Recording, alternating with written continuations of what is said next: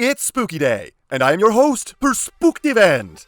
I didn't think I'd be able to do another one of these. I mean, who else is spooky in the world of the Transformers? And this is the month of Beast Wars, so my choices are even more limited. Who could be ghastly enough for a Halloween review like this? But how could I forget? The cannibalistic serial killer of the Transformers. I mean, he's from Beast Wars, and he's a big spoopy spider to boot. He couldn't be more perfect, and recently I've wound up with 2 different versions of him. So let's start this nightmare-fueled trip down this spider's web. It's TransArts and original Beast Wars Tarantulas. But first, your likes.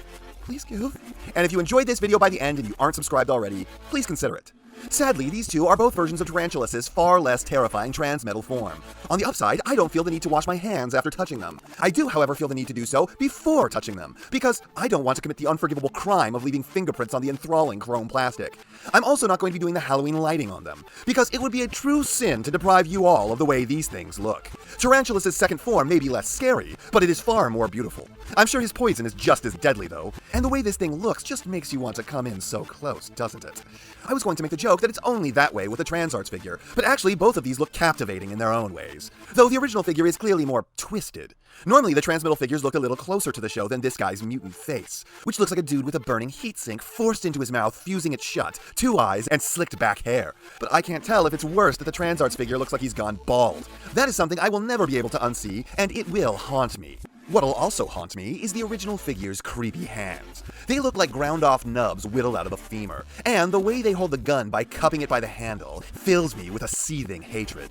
Also, the weird gaps in his arms look like unconstrained muscle tissue, as though this figure is the gory remains of him after he flayed himself, because let's face it, Tarantulas taught the Cenobites everything they know.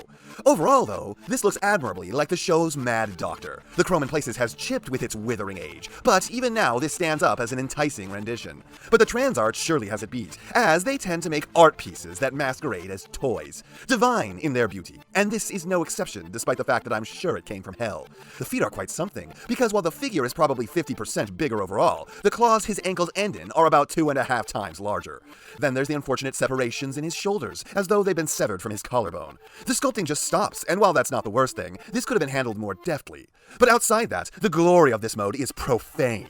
This looks precisely like he did in the show, and can you seriously gaze into its depths and tell me that it looks like a bad CGI model? Divorce your mind from the premium quality on display, the wondrous metallic paints, the vibrant chromes. Ignore the seductive sheen of it all. What would you define as a bad CGI model, and how is this that? I've said it before, and I'll say it again. Beast Wars used dark and profane witchcraft to animate their show, and as a result, it looks better than shows that came out even a decade later. It crawled from the primordial soup of animation among its first, and was the greatest of it for a long time. This lives up to that legacy. It is gorgeous. It's like holding the show model in my own hands, carved of gold. One of TransArts' most ethereally splendid pieces, even if the backpack is a bit on the empty side. Like, come on, TransArts, you sold your souls to make stuff this good. I know you can think to do some inner sculpting for that. Watch out for all these little points, by the way. They are trying to draw your blood. The head sculpt on the original figure is, as I said before, abnormal. It's well painted, but it reminds me a bit of the horrors of Spider Island. I don't know what possessed them to make a head that was such a departure from his original. The TransArts is far less aberrant and far more arachnid. His myriad fangs conceal his obscene mouth, and his cyclopean optic may be supplemented by the several green dots on his forehead staring into you. I want to call this sectocular vision, but I can't be sure because apparently Jujutsu Kaisen has ruined the Google search result for looking up what is having 6 eyes called. Then again, does he see through the ones on his collarbone as well? Anyways, this frightful face is a nightmarishly delightful rendition of the spawn of Unicron's head, looking like it tore its way free of our TV screens to make itself manifest in our world. In short, both of these are incredible versions of the old Psycho's robot mode. The one from the long past is amazing for its age, as Beast Wars almost invariably seems to be, while the other, being a modern masterpiece alike, obviously slaughters the original in its presentation, though both are beautiful like a cut rose behind glass. Now the artifacts they come with are varied. They both have his pistol, his terrible, terrible pistol. It really feels more like a saw to cut his victims apart. But no, it's a gun. Ironically, the original figure's version of this is far nicer. It just looks better, sharper, sinister, and less puffy. Oh, and it's chromed. Shiny red good. It also rotates at the middle, making up some for the figure themselves being fused at the wrist. Neither of these pegs in normally, with the aged one holding it so daintily in visage, though far sturdier in practice than the other, where the Transarts is pegged into tiny damageable ports with tiny damageable pegs that aren't sized quite right, so it wants to press its way out of his hands. However, the Transarts comes with his spider drones, here to reclaim the body parts of the dead with their little grabby hands. They are completely unarticulated unless you count the attachable armatures, and for some reason only known to the dark powers at Transarts, their faces peg off. Perhaps there will one day be an upgrade kit or something where you can put on a light-up blast effect so it can shine into the dark to illuminate the murky corners of the cave he lurks in. The pistol is all he needed, so both are good on this front, but it is much appreciated to have him come with his adorable little spawn. The figures are both unnaturally mobile, like the living dead.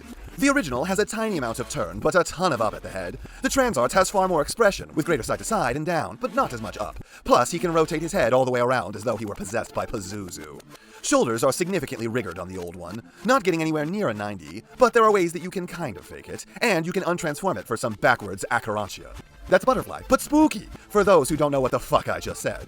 However, getting that part back into place is a bit of agony and suffering I prefer not to experience myself. There's a joint on the shoulder armor for the Transarts that lets it hinge out of the way. If you don't, it's just as restricted. If you do, you can get a 90. This too can be untransformed for backwards acrobatia, and it's even more anguish on this one to set that part right, so I would advise against doing that. Monstrous elbows. Monstrous elbows. No wrists, rotating narcissus with pinching action on each of his 2 fingers per hand, and each thumb. If he had more, they were amputated at some point. The bug legs are mounted at the base of each with a ball joint, with the lowest leg having more range than the rest. Bug legs are mounted at every conceivable joint with massive ranges in each to even monstrous on the Transarts.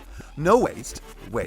Legs do not suffer restrictions going forward or to the side, but they are devoid of backwards motion. Identical legs as though they were cloned on the Transarts. Normal 90 knees, clones again for the Transarts. Feet with a ton of tilt down and unnatural amounts of up, and feet that rotate, pivot, and twist up and down identically to the original. Once again, the Transarts buries the older figure with its superiority in the posing. But in our next category, the Beast Wars digs itself up from the grave. For you see, the process by which you twist and warp this thing into its other mode is in fact excellent, achieving tons with brilliant and deranged science. What mad genius ever thought to take the shoulder pads and have them combine into a flawlessly working wheel that spins like the worlds that live in the dead of space? Everything snaps like the satisfying crunch of bone, all held secure and firm in its resting place, like the nailed-shut board of a coffin. Unfortunately, the newer process is a far more cursed affair, suffering from false parts that do little but give the bug mode an opening beak, but also putting everything on catastrophically thin joints, with pegs and ports meant to hold the figure together so small they register like what human lives must to great old ones. And the disease of diecast infects this, which normally is only a lie told to consumers. This time, however, with the microscopic methods it uses to sew itself together, the added weight rips the figure asunder, flaying its body open and making it nigh impossible to complete. One light shake and you will rend it back apart with frightful ease, instilling more hatred in my heart for this process than its already great frustrations merited on its own. And I don't know how they managed to take such divine engineering for the wheel on the original figure and cast it to the bowels of hell. But combining the shoulder pads is not simply less than the joy it once was. No, far worse. It's a part that makes you question that the universe actually holds any goodness. And my first reaction to these alt modes, his ass is a stasis pod. Mainframe, you sly reusers of assets, you. Turning that new character casket into part of a new design for an old character. I must profess to far less fear of the new arachnid aesthetic. He's traded out his venomous fangs for an adorable beak, and how is he supposed to stalk innocents in the night without his poisons? He has substituted his abominable appearance for an astonishingly awesome one, more a torpedo on wheels and sometimes legs. I'll profess a profound preference for the motorcycle mode. Its awesome ability to roll on such an insane invention positively staggers me. Why would I use legs when I could use the mechanical bits grafted into his body? Unfortunately, this is where the Transarts fails me yet again, since the figure doesn't have the ghost of a hope to hold together. Using its vehicle mode is just a quick way to disassemble itself, like Steve McQueen. There's no denying that one of these is prettier, and the added beak articulation is nice, but I just wish that the figure weren't such a gory mess on the alt mode front. Though it is a flaw easily forgiven given the figure's amazing price. Even when Transarts turns in work less than their standard, they still offer value that's the best in the business. But to call it less than standard is perhaps unfair. It's an immaculate figure with a few bad ideas thrown in. The robot mode is amazing, an unearthly effigy hewn from plastic as an idol to our favorite serial killer. It could use some deeper knees, but the posability is still impeccable.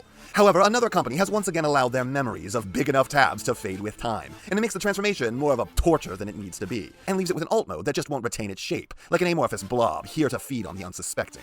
Meanwhile, with the original figure, I'll phrase it like this. We don't need a legacy figure. We don't need an update. We need a re-release. Any improvement would be so minor as to be the Einsteinian definition of insanity, doing the exact same thing and expecting a different result. Give it less mutated hands as well as a more accurate head, and the original figure more than passes for a modern one. Why try to improve perfection when the odds are you will just wind up ruining it? It may be ancient from a bygone and cursed era, but it's amazing nonetheless. Sorry for the really flowery language in this one, everyone. I hope it wasn't too hard to parse and too cringy to listen to. I just really felt like going ham on this script. To be clear, I think both of these figures are awesome. I could see myself being a little angrier at the trans arts for not really holding together in alt mode, and just how much worse the transformation is, but at the same time, it's like the price of a commander class on a mild sale. And for an MP Beast Wars figure, that's kind of amazing. So I still think it's super worth all your times. They're absolutely one of the best companies out there.